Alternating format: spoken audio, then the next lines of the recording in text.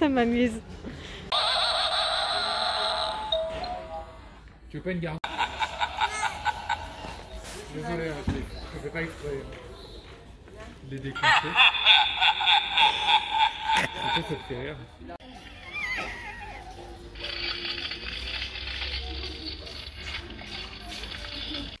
Hello, bienvenue dans ma citadelle, je suis ravie de vous retrouver en ce lundi 11 octobre pour un nouveau Reading Journal, une nouvelle semaine de lecture. Donc le dernier s'était terminé vendredi parce que j'avais bossé samedi et dimanche. Comme d'habitude, quand je bosse le dimanche, c'est toujours compliqué de venir filmer parce que le soir je suis une vraie loque. Et hier ça n'a pas manqué d'ailleurs, j'étais une loque puissance 1000. Aujourd'hui il est un petit peu tard, là je vous prends, il est presque 17h, mais avec Gauthier on a fait pas mal de choses parce que pour des raisons personnelles actuellement il ne travaille pas, du moins pour les 10 prochains jours, et on en a profité du coup pour aller acheter les croquettes du chien, faire 2-3 magasins et faire quelques courses. Donc dans l'ensemble, hormis les croquettes du chien, on est passé à Action, on est allé à HECA, à Sport 2000, enfin plein de petits trucs. Je vous ai montré dans les rushs, on est allé à la foire fouille, d'ailleurs il y avait des déguisements de ouf pour Halloween, dont certains petits... en fait ils avaient fait des sorcières, des fantômes et plein de petites choses un peu halloweenesques en mode dès qu'on les touche ça faisait du bruit. Je me suis éclatée avec ça, vous avez dû le voir dans les rushs précédents. Et donc j'avais envie de vous montrer un petit peu mes achats, mes trouvailles.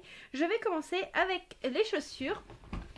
Alors j'avais pas le budget, mais mon chéri a dit allez, elles te plaisent beaucoup, moi aussi, je t'aide à les prendre. Du coup j'ai pris une nouvelle paire de baskets, ce sont des Puma, donc voilà. Elles sont pleines de couleurs. J'avais envie de changer un peu parce que j'avais des Adidas qui étaient toutes blanches avant, classiques avec les traits vous savez, et ça fait plus de 3 ans que je les ai. Elles sont dans un état lamentable, il était temps que je les change, en plus elles prenaient l'eau, donc je me suis pris voilà avec les semelles bien épaisses, bien confortables. Franchement elles sont trop belles, je suis trop contente. Donc voilà pour les baskets. Ensuite il me fallait une paire de bottines.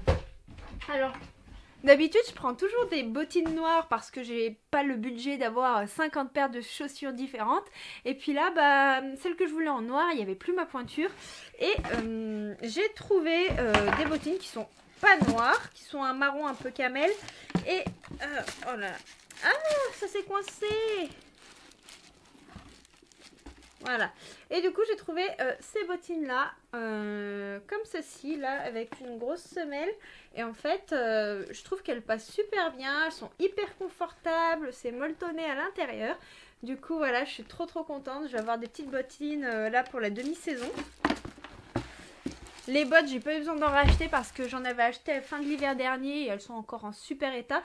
Il me restait d'autres bottines mais elles étaient à talons, et c'est vrai que moi avec mon métier, bah, je mets pas de bottines à talons la semaine parce que bah, forcément bah, quand je travaille, quand on court de partout, les talons c'est pas pratique du tout.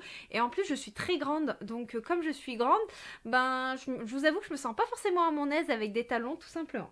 Voilà pour ce qu'il en est chaussures. J'ai également pris des coussins pour mon fauteuil de lecture, donc j'en ai pris un pour le dos et un pour l'assise. Là je suis assise dessus donc je vais pas vous le montrer, mais franchement là je suis trop bien installée en mode petite mamie cocooning. Ensuite on a fait pas mal de petits achats à Action. Alors vous avez vu dans le vlog précédent, j'avais décoré ma petite bibliothèque avec des petites feuilles, des petites citrouilles et tout ça. Mais c'est vrai que j'en avais pas assez pour faire le tour de toute la bibliothèque. Et donc à Action, j'ai trouvé cette petite branche là. Je me suis un peu fait avoir sur le prix, je l'avais pas vu qu'elle était à si cher. Et je l'ai vu j'ai payé en fait en regardant mon ticket de caisse, j'ai fait ah, j'aurais su, je l'aurais pas prise. Surtout qu'à la base, moi je voulais pas une branche parce que je veux pas poser une branche comme ça sur la bibliothèque. Donc ce qui va se passer, c'est que je vais découper les feuilles comme ça pour finir de décorer toutes les autres étagères. Je vais faire un petit truc là, je vais m'amuser. J'aime bien les activités manuelles, alors ça m'embête pas plus que ça. Et puis j'ai trouvé du coup des petites citrouilles, pommes de pin pour compléter un petit peu pareil ma déco, pour faire une jolie petite décoration automnale. Et je trouve que ça rend super bien sur les photos Instagram, parce que même si j'aime vous faire des photos extérieures et tout ça, par exemple l'été, c'est vrai que bah là les promenades on en fait un petit peu moins, surtout que moi au niveau du boulot en ce moment c'est quand même assez chargé, j'ai pas forcément beaucoup de week-ends de libre. Et il commence à faire un petit peu froid. Donc oui, vous allez continuer à avoir des photos en mode été, mais en fait c'est des photos que j'ai prises cet été, tout simplement. Et que les livres n'ont pas encore été lus, donc je garde les photos, ça laisse un petit effet un peu nostalgique. Voilà pour ce qu'il en est pour mes petites trouvailles pour l'automne. À la foire fouille, on a trouvé un petit mug Wedge. J'ai hésité à me le prendre parce que j'ai plein de mugs Harry Potter. Vous voyez, là, je suis déjà en train de boire dans mon mug Patronus, là. Donc, j'ai hésité à me le prendre puisque dans notre placard où il y a tous nos mugs de geek, on a les mugs Game of Thrones, on a les mugs Harry Potter, Avengers, enfin on en a plein. On est des vrais geeks avec Gauthier, on a plein de goodies, plein de produits dérivés, on est des gros pigeons. Et j'ai hésité à me le prendre, et puis Gauthier me fait aller 8 euros. Puis oui, certes 8 euros, plus 8 euros, plus 8 euros, ça commence à faire un budget. Mais voilà, c'était Edwidge quoi. Voilà. Un petit mode d'Edwidge. Avec la petite lettre et tout ça. Oh là là. En plus, voilà, c'est un produit dérivé officiel. Donc, je suis trop contente de mon mug. Ça, je vais le mettre là, le carton. Ensuite, je me suis prise une enceinte à Carrefour pour écouter de la musique parce que en fait, on a des enceintes connectées à l'appartement. On a une enceinte Alexa dans la cuisine et une enceinte Google dans le salon.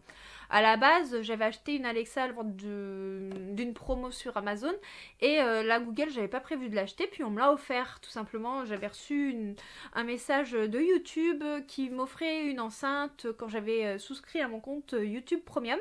Et à ce moment-là, bah, je me suis retrouvée avec 2 enceintes connectées. Je suis pas forcément satisfaite de la Google. Alexa, je trouve qu'elle fonctionne un peu mieux, mais bon, ça c'est question personnelle. Et j'avais pas d'enceinte tout simplement pour dans la chambre, mais c'est dans la chambre que je suis le plus souvent pour lire les choses comme ça. Et des fois, j'aime bien écouter un fond de musique. Alors, je mettais sur le téléphone, mais la qualité sonore est pas top. J'avais pas forcément un gros budget au niveau enceinte. Et Gauthier, qui s'y connaît beaucoup plus que moi, m'a dit que les JBL étaient dans l'ensemble assez correcte et que celle-ci pour ce que j'en ferais me suffirait parce que moi j'aime pas écouter la musique très fort généralement, c'est vraiment un fond musical en mode cocooning, vraiment. Donc je vais la tester tout à l'heure en lisant si j'ai le temps ou en faisant ma petite déco en écoutant mon livre audio.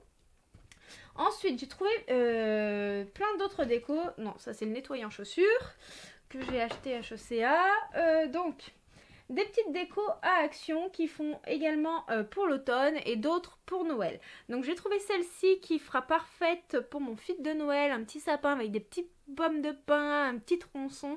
Je l'ai trouvée trop belle, donc je pense que ça fera pour la partie noëlesque. J'ai trouvé plein de petits flocons comme ceci. Ah, ils sont tous accrochés ensemble.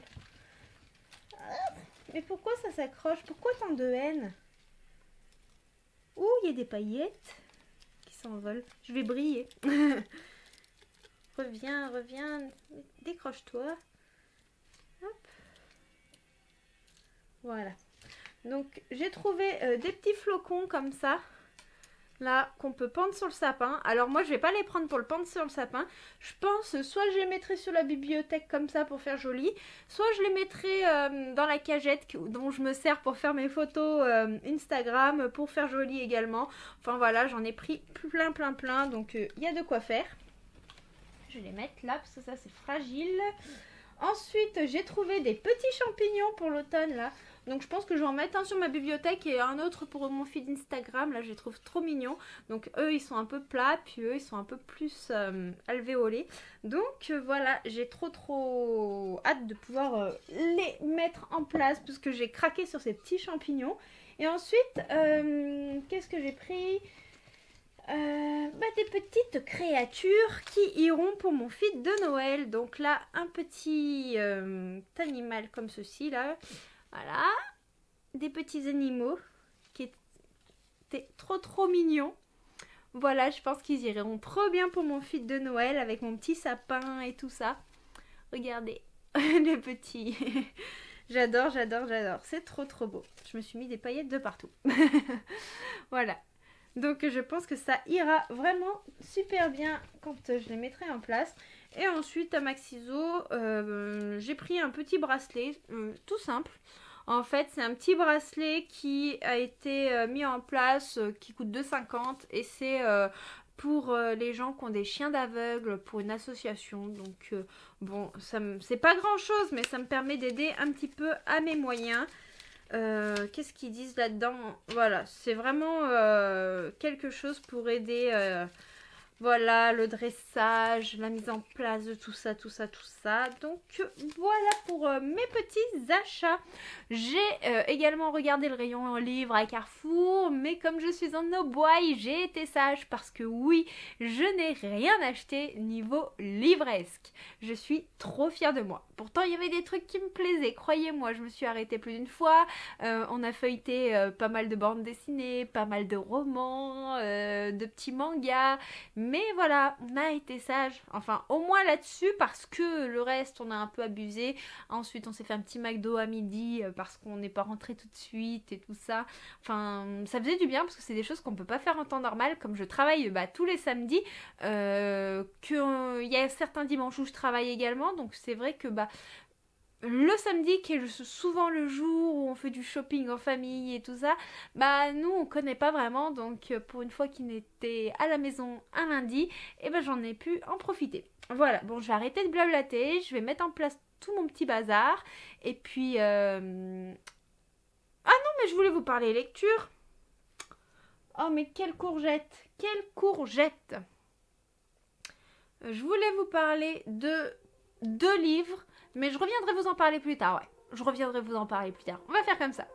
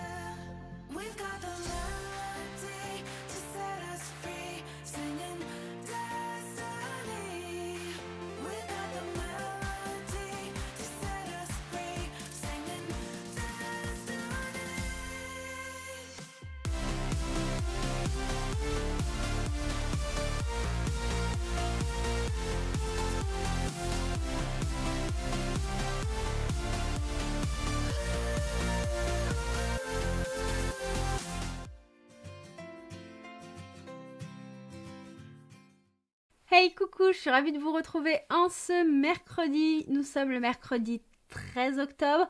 Bon, je vous retrouve en mode tournage parce que je viens juste de vous tourner la vidéo des sorties littéraires du mois de novembre. C'est une vidéo où je m'y prends assez tôt parce que elle est assez longue en préparation et en montage. C'est une vidéo qui demande beaucoup de travail. Là, je l'ai recommencé rien que 2 fois. J'espère que au montage, ça ira à peu près parce que j'ai eu pas mal de fourchage de langue et tout ça.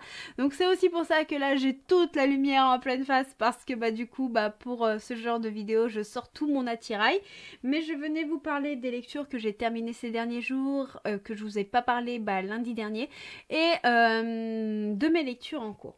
Donc je voulais vous parler d'un manga que j'ai lu. Il s'agit de Key and E de Kevin Tran. C'est publié chez Michel Lafon, où nous suivons 2 frères dans de cours d'histoire. On suit leurs frasques. Il y en a un qui est plutôt pas facile à vivre, c'est celui-ci. Et celui-ci suit un petit peu. Je vous avoue que c'est un manga qui a beaucoup d'engouement. C'est un manga que m'avait prêté mon frère. Il l'avait adoré. Mais je pense que celui-ci ne me convient pas. Je suis pas du tout le public adapté pour ce manga. Parce que je n'ai pas été sensible à cet humour. Déjà, en fait, c'est un manga qui a été écrit et scénarisé du coup par ce youtubeur juste ici. Mais ce youtubeur, je ne le connais pas, je ne le suis pas, et d'après ce que j'ai lu en me renseignant un petit peu sur cette œuvre-là, c'est un youtubeur où son humour et ses vidéos YouTube font énormément référence dans cette œuvre-là. Donc je pense que forcément cela a eu clairement un impact sur mon avis global de cette histoire. Alors je trouve que l'objet livre est très très bien fait parce que nous avons énormément d'explications. On fait participer le lecteur à l'histoire parce qu'il y a énormément de planches où c'est le lecteur qui détermine un petit peu ce qui va se passer en suivant un certain chemin. Donc ça c'est super, surtout que si l'histoire s'adresse à un jeune lecteur, je pense entre 8 et 15 ans, forcément c'est d'autant plus enrichissant, c'est d'autant plus cool de faire participer le lecteur. Et nous avons beaucoup de planches couleurs, notamment à la fin. Donc je pense que cela est très très intéressant. Vous voyez, on a des planches couleurs comme ça. Bon, nous avons également des planches en noir et blanc. Hein. Mais voilà, je pense que c'est un manga qui s'adresse vraiment à un public assez jeune. C'est un manga qui est très humoristique, avec un style très cartoon. Et moi, je suis vraiment plus dans l'émotionnel. Donc malheureusement, ça ne matche pas avec moi. Bon, j'espère que mon petit frère va pas trop mal le prendre quand je vais lui dire que j'ai pas aimé. J'ai terminé également une lecture numérique qui est Baby Project de Clara Nové. Je regarde juste dans mon carnet de lecture parce que je me souviens plus du nom des personnages. Voilà, on suit Claire et Samuel. En fait, Claire, c'est une institutrice, elle s'occupe de ses élèves à l'école. Elle a eu une rupture amoureuse difficile et tout ce qu'elle veut, c'est avoir un enfant. Le problème, c'est que pour avoir un enfant, il faut avoir quelqu'un dans sa vie. Elle ne peut pas avoir un enfant comme ça. Et puis, même si elle voulait passer par une insémination artificielle, il y a des conditions à remplir. Donc, sa meilleure amie va la mettre en relation avec Samuel, qui est avocat et qui lui doit avoir un enfant pour pouvoir toucher son héritage. Donc ensemble ils vont se rencontrer juste pour concevoir un enfant et cela va laisser des situations assez cocasses qui m'ont beaucoup fait rire. Et nos deux personnages vont se rencontrer à diverses occasions pour leur projet commun. Donc j'ai adoré cette romance. Nous sommes dans une atmosphère de Noël parce que nous sommes à une période où nous sommes en plein milieu des fêtes. Mais moi qui ne suis pas fan des romances de Noël, en fait cette atmosphère elle est vraiment en trame de fond.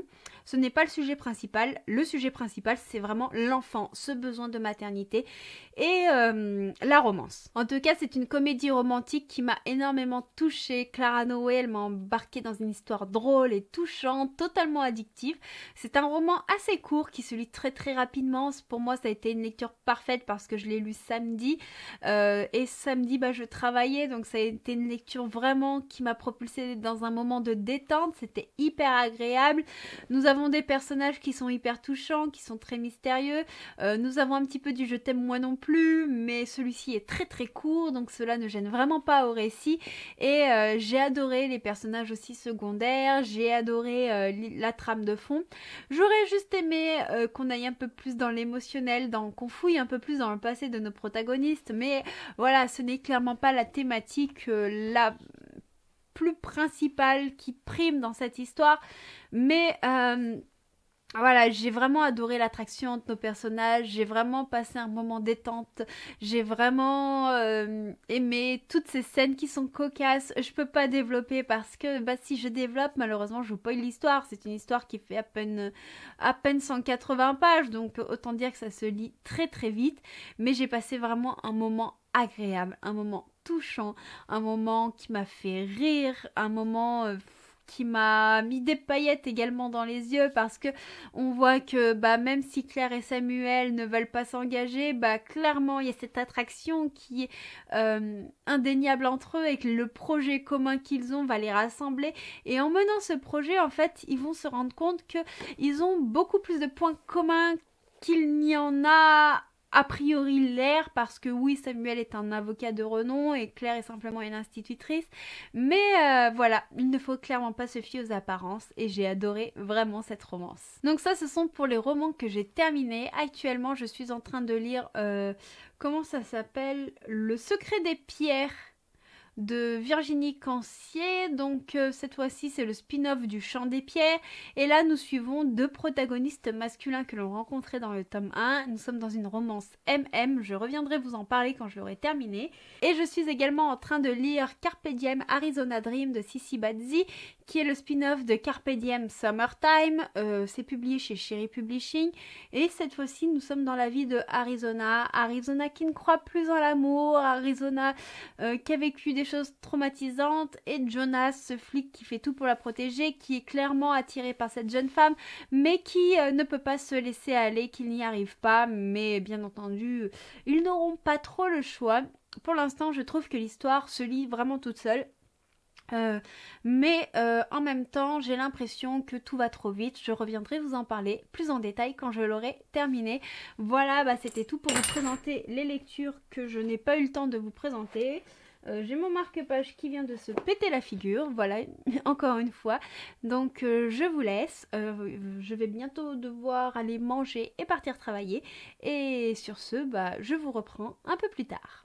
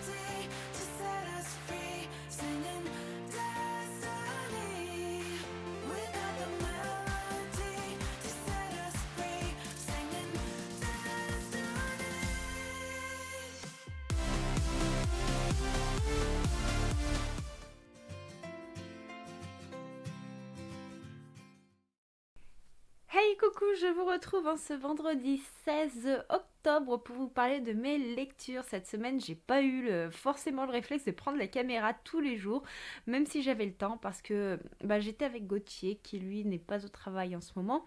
Donc forcément, j'ai profité un peu de lui. Puis j'essaie aussi de me trouver un juste équilibre entre les réseaux, ma vie personnelle, le boulot, le sport, parce que je vous avoue que par moments, j'ai un petit peu de difficulté à tout concilier. Oui, ma boule de poil. Attends. J'en ai un là sur les genoux, là, vous voyez, qui ne me lâche pas. Il ne me lâche absolument pas. Donc, je venais vous parler de deux lectures que j'ai terminées. J'en ai toujours une en cours. Donc, je vais d'abord vous parler de ma lecture audio, Les Ailes d'Émeraude, le tome 1 de Alexiane Delis. Donc, c'est une lecture qui me faisait très très envie depuis un certain temps. Et puis, c'est vrai que j'avais envie de me prendre l'édition intégrale J'ai lu parce que je trouve les éditions tome après tome pas très esthétiques, elles ne me plaisent pas. Et j'avais eu un tel coup de cœur pour la saga Le Secret de Lomé d'Alexiane Delis. Je me suis dit, je vais découvrir sa saga précédente. Puis après, je rattraperai mon retard avec De sang, d'écume et de glace. Donc, pour cela, j'ai entamé en livre audio le premier tome. Et au début, je vous avoue que j'ai été assez perplexe. Dans cette histoire, on suit Cassiopée. Cassiopée a été victime d'un accident de voiture avec sa mère. Sa mère n'en a malheureusement pas réchappé. Suite à ça, elle a terminé son enfance, son adolescence en orphelinat. À sa sortie de l'orphelinat, elle va rentrer dans sa vie d'adulte, mais elle va être suivie par des personnes. Elle va être vraiment observer et il va lui arriver des choses pas très cool jusqu'au moment où elle va s'apercevoir que son corps change et qu'en réalité elle n'est pas ce qu'il paraît, et elle va avoir de multiples révélations sur elle, sur sa famille et sur le monde qui l'entoure. Nous sommes dans un monde qui est assez proche du nôtre tout en étant très différent.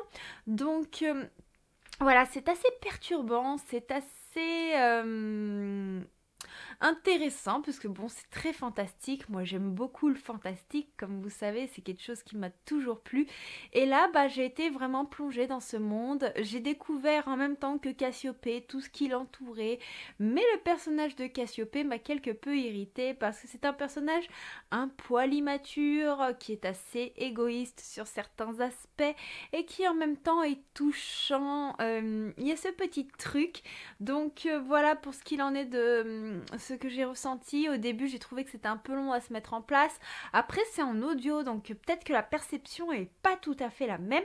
Mais comme j'ai plus de facilité à lire des livres audio ces derniers temps suite à mes problèmes de vue, c'est vrai que je les termine beaucoup plus facilement parce que quand j'ai mal aux yeux, je me retranche sur ma lecture et du coup, je ne l'écoute pas qu'en dehors de la voiture, enfin plutôt que dans la voiture, je l'écoute aussi en dehors. Donc je me suis laissée bercer dans ce monde, j'ai commencé à faire connaissance avec beaucoup de personnages, la plupart sont très intéressants, très charismatiques. On a aussi cette analogie entre le bien et le mal et je crois que même les méchants, je les aime bien parce que quand on comprend ce qu'ils ont vécu, quand on comprend l'horreur dans laquelle ils ont été basculés, on comprend leur point de vue même si on ne l'accepte pas. On a beaucoup de références familiales avec des sujets d'actualité qui vont faire effet à la science, qui vont faire effet à la discrimination, beaucoup de choses comme ça, c'est très très touchant, c'est vraiment sympa comme lecture, enfin j'ai beaucoup aimé, du coup là j'ai enchaîné avec le tome 2 et hier j'ai également terminé du coup après bientôt une semaine dessus, Carpe Diem, non c'est pas Summertime c'est le premier tome, donc là c'est Arizona Dream de Sissi Bazzi. Donc ici dans ce spin-off on suit la vie de Arizona et on suit la vie de Jonas qui sont des personnages qu'on a rencontrés dans le premier tome. Attention, si vous n'avez pas lu le premier tome, celui-ci est extrêmement spoilant et je pense qu'on comprend mieux les nuances et tous les petits clins d'œil si on a lu le tome 1 qui est Summertime justement. Je pense que c'est vraiment important de les lire dans l'ordre. Donc ici on suit Arizona suite à tout ce qui s'est passé qu'on apprend dans le tome 1 de Summertime. Elle a vécu des choses pas très cool, il y a des choses sur sa famille qui se sont révélées et donc tout cela va l'affecter. Puis en même temps il y a Jonas qui est un ami de son ex-beau-frère, Jonas qui est le flic qui est censé être chargé de sa protection et il y a cette attirance entre eux, il y a cette attraction mais aucun d'eux veut y céder parce que la vie fait que c'est pas facile, qu'il faut apprendre à refaire confiance, qu'il faut apprendre à se reconstruire. Voilà un petit peu la thématique de l'histoire. Donc comme je vous ai dit, c'est une romance vraiment sympathique, j'ai pris plaisir à la lire, j'ai pris plaisir, oui bien sûr Johanna, tu parles tout à fait français. Hein? Pourquoi tu me dis rien, Hiro? Donc, je disais que j'ai pris vraiment plaisir à retrouver toutes les personnes qui tournent autour du Carpe Diem, qui est ce bar dans lequel travaille notre groupe d'amis pour la plupart du moins. Et donc on a cette ambiance, on a également la suite de l'histoire de Summer et Chase qu'on a découvert dans le premier tome et on continue à les voir évoluer, on continue à voir évoluer cet ensemble de personnes auxquelles on s'attache. Cette histoire d'amour, c'est un message d'espoir, c'est un message d'amour tout simplement. J'ai beaucoup aimé. Le seul petit truc qui m'a dérangé, c'est le rythme du roman que j'ai trouvé beaucoup trop rapide. Les événements s'enchaînent et par moments j'aimerais qu'on s'attarde sur certains sentiments, sur certains ressentis, sur certaines scènes afin de transmettre un peu plus d'émotion. Voilà, c'est tout ce que je peux vous en dire pour le moment. Maintenant il va falloir que je réfléchisse à mes mots, que j'écrive un petit peu ma chronique et que je vous la mette en ligne. Voilà pour ce qui est de mes lectures terminées. Je suis toujours dans Le Secret des pierres de Virginie Cancier parce que, comme je vous ai dit, j'avance pas trop bien en audio. Qu'est-ce que tu me fais, toi? T'as le ok? Donc j'avance pas trop bien en version papier parce que mes yeux ne suivent pas, mais bon ça va bientôt s'arranger. J'ai trouvé un opticien qui a bien voulu me faire mes lunettes et qu'on fasse les papiers pour la mutuelle dans 2 mois, comme ça je pourrai avoir mon remboursement et donc je devrais avoir mes lunettes d'ici 1 à 2 semaines. On croise les doigts, franchement ce serait vraiment vraiment génial, donc comme ça je pourrais retrouver mon rythme de lecture habituel. Voilà pour ce qu'il en est de mes lectures. Comme vous avez pu voir dans les rushs précédemment, je vous ai mis des petits moments de muscu parce que vous êtes beaucoup souvent à me demander comment se passent mes entraînements, tout ça, ou même à me demander des conseils nutritionnels, mais là je ne m'y aventurerai pas parce que ce n'est pas mon domaine, et en plus la nutrition c'est vraiment propre à chacun, c'est pour ça que je vous conseillerais de voir un professionnel à ce niveau-là, une diététicienne, une nutritionniste, ce sont les personnes les plus à même à vous conseiller. Moi je ne suis pas parfaite, je commence tout juste à comprendre comment mon corps fonctionne, et encore, comme je vous ai dit, j'ai un suivi derrière avec une copine qui est diététicienne, donc voilà, elle m'a donné quelques bases à suivre par rapport à mon activité, et c'est mon activité à moi, c'est pas la vôtre justement, par rapport à mes besoins, et voilà, ça s'adapte. Donc je vous ai filmé du coup quelques entraînements, enfin c'est plutôt Gauthier qui m'a filmé parce que moi je peux pas me tenir la caméra et j'amène pas le trépied quand je suis au sport, mais voilà. J'espère que ça vous plaira d'inclure un petit peu de ces moments-là. J'ai pas encore eu le temps de dessiner cette semaine, mais j'espère rectifier ça. Si ce soir je suis pas trop fatiguée, que j'ai pas trop mal aux yeux, on va essayer. Parce que je pense que ce week-end, si je dessine pas ce soir, c'est mort. Demain je travaille, même si j'ai une journée un peu moins chargée parce qu'on a un repas d'équipe. Justement, on a le repas d'équipe. Et dimanche, on sera dans de la famille. Voilà. Sur ce, je vais vous laisser. Ma boule de poil, toi aussi tu vas me laisser pour que je puisse bouger, et puis je vous reprendrai un petit peu plus tard. J'espère revenir vous parler du Chant des Pierres et peut-être d'une autre lecture. Hey, je vous reprends en ce vendredi parce que je viens de rentrer pour une petite pause pour prendre mon petit goûter. Vous savez à quel point pour moi le goûter c'est sacré. Donc j'avais une petite heure devant moi, après je retourne bosser jusqu'à 21h. En arrivant chez moi, j'ai vu qu'il y avait un colis dans la boîte aux lettres et donc je me doutais ce que c'était, j'ai bien vérifié, ça vient de la maison d'édition du Chat Noir, leurs 3 dernières parutions. Je me doutais que c'était celle-ci parce que j'avais vu ces parutions arriver chez d'autres personnes qui sont partenaires avec eux. Donc il y a une parution très très courte, elle fait, je vais vous dire ça, 105 pages, voilà, donc je pense qu'il sera vite lu, Lullaby de Cécile Guillot. Et ici, nous serons pendant les années 20 aux États-Unis. Nous allons suivre Hazel. Hazel, elle aime écrire des histoires horrifiques. Elle rêve de devenir écrivain. Elle a son cœur qui bat pour sa jolie voisine blanche. Mais quand ses parents découvrent ses diverses inclinations, ils s'en indignent et décident de la faire interner à Montrose Asylum. Là-bas, elle rencontre la fougueuse Jo et la fragile Lula. Toutes les trois, elles vont suivre la mystérieuse berceuse qui s'élève la nuit, les menant au sein d'un jardin abandonné. Donc on va parler du coup de homosexualité, on va parler de psychiatrie, d'émancipation féminine. Je vous avoue que tous ces sujets m'intriguent et j'ai hâte de les découvrir. Regardez-moi cette magnifique couverture. J'essaie de vous faire un petit focus. Regardez-moi ça, elle est trop trop belle.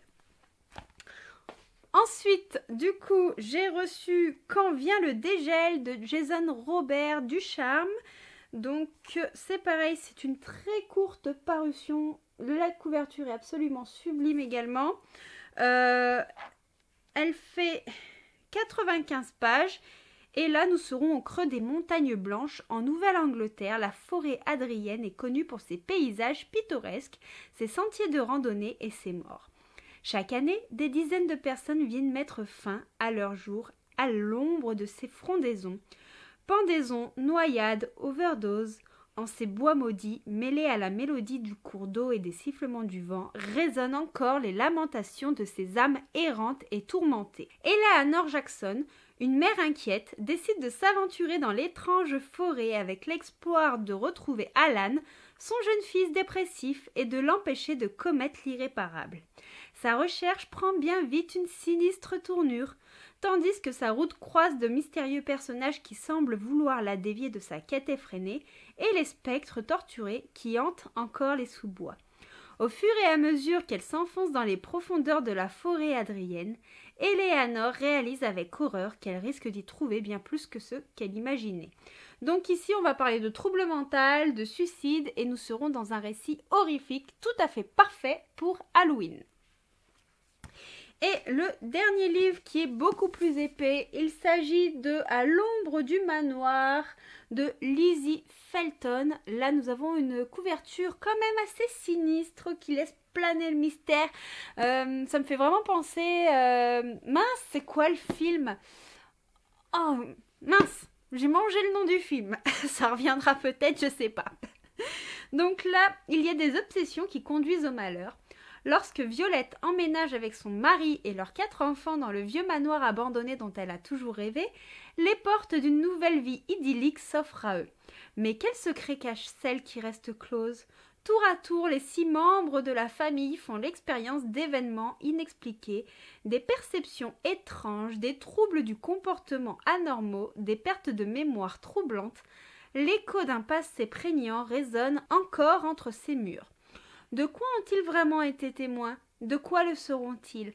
Alors que s'élèvent les brumes vermeilles aux abords de la bâtisse, la survie devient leur seule option.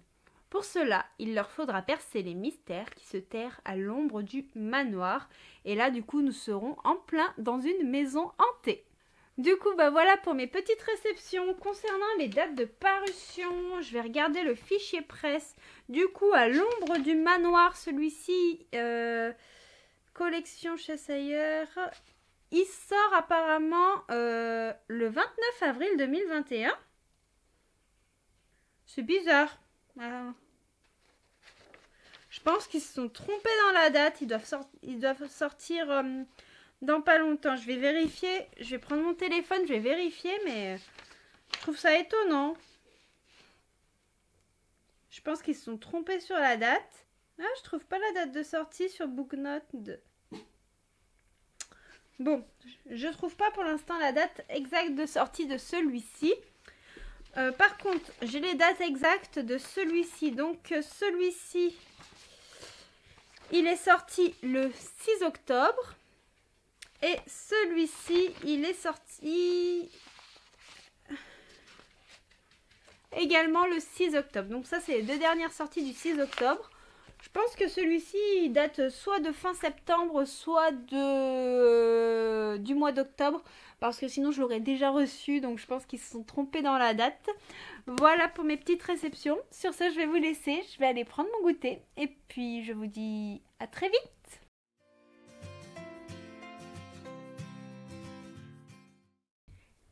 Hey, coucou, je vous reprends en ce samedi 16 octobre pour clôturer ce vlog, même si nous sommes samedi, parce que demain nous allons passer une journée en famille, donc il y a peu de chances que je prenne la caméra.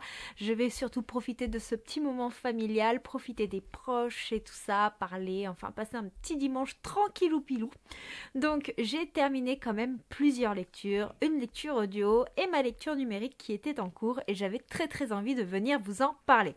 Donc aujourd'hui j'ai pas mal travaillé, on a eu un repas d'équipe à midi, et il me restait 1 heure après pour partir travailler, et j'en ai profité du coup pour terminer Le Secret des Pierres de Virginie Cancier, qui est le spin-off du Chant des Pierres.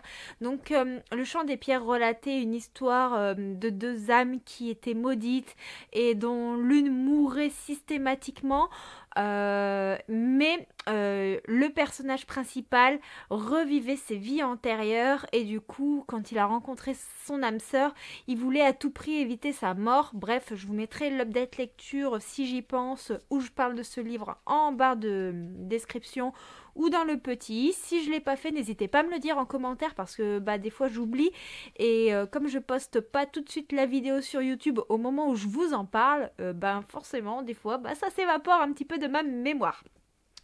Donc là, dans Le Secret des Pierres, nous suivons 2 personnages masculins. Nous sommes dans une romance MM.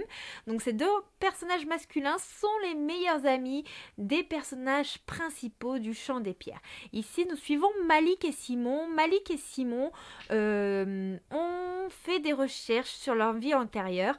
Le problème, c'est qu'en fait, même si ce sont 2 âmes sœurs, 2 âmes qui sont censées se retrouver malgré les années, malgré les différentes réincarnations, elles sont maudites. Simon, dans toutes ses vies antérieures, était une femme, et là, il se trouve être un homme. Vous n'imaginez donc pas la surprise de Malik, qui est lui un être 100% hétérosexuel, voir son âme sœur arriver dans le corps d'un homme. Ça va remettre beaucoup de choses en perspective. Donc tous 2 vont quand même partir à la recherche des mystères de leur vie antérieure, parce que Simon s'en rappelle et arrive à voir à travers les yeux de certains protagonistes qui ont été lui auparavant, tout cela à travers des moments historiques, des moments qui vont concerner la Bretagne notamment. On va parler un petit peu de l'Espagne, de la peste et d'autres éléments qui font partie de l'histoire de France. Donc c'est très intéressant. Virginie Canciel nous propulse à travers de nombreux flashbacks.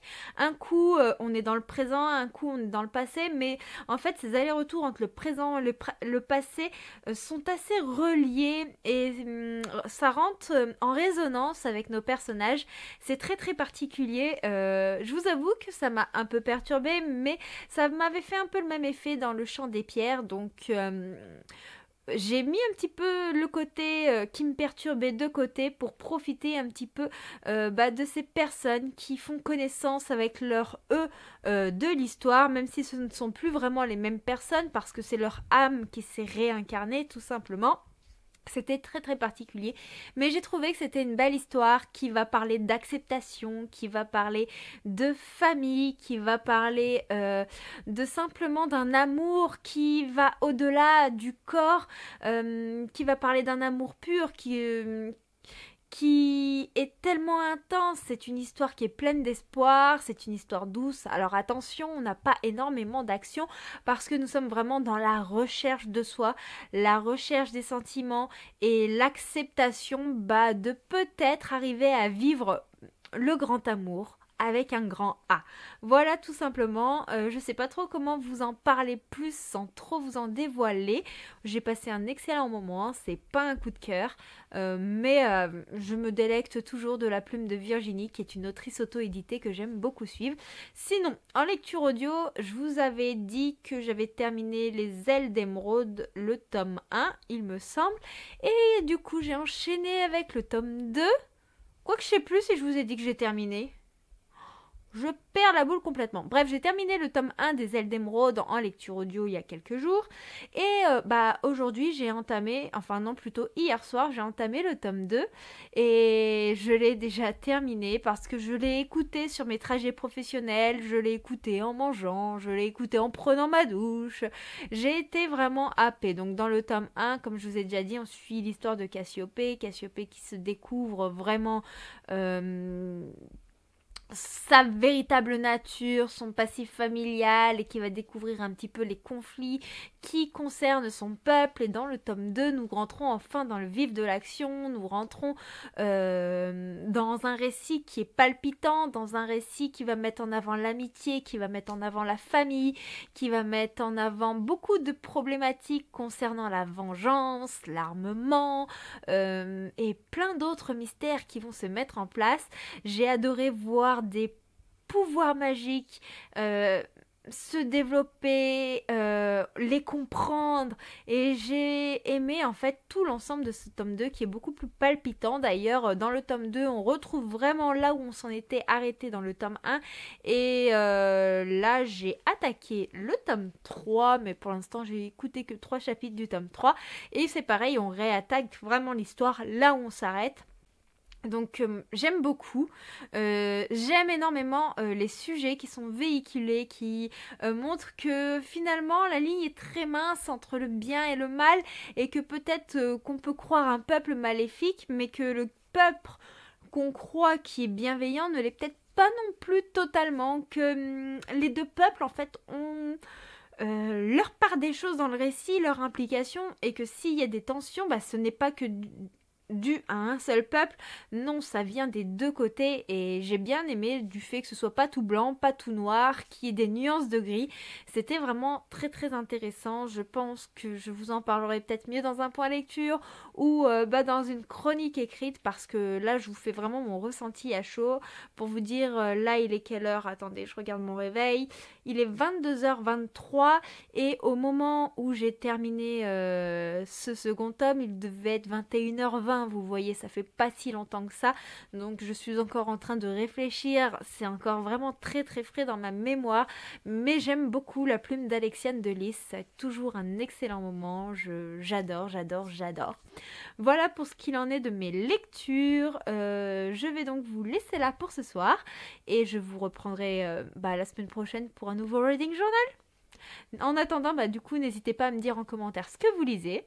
N'hésitez pas à me dire également si vous avez lu un des livres mentionnés, s'il y en a un qui vous tente. Et je vous fais plein de gros bisous en attendant la semaine prochaine. Ciao, ciao!